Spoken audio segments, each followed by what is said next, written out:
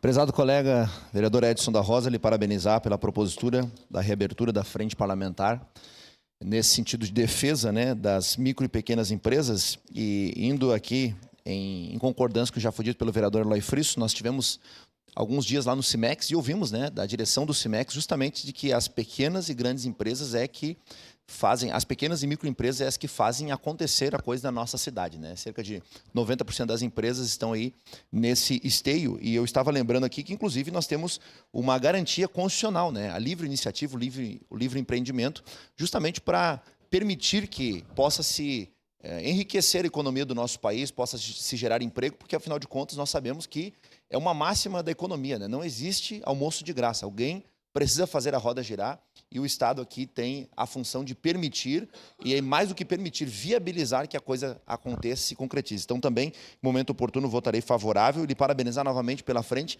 É importante porque isso é suprapartidário, né? Está acima de uma visão ideológica ou um espectro político, e isso é o que faz a sociedade acontecer e avançar. Parabéns, vereador Edson, e a todos que assinaram e também aqueles que farão parte desta frente parlamentar importante.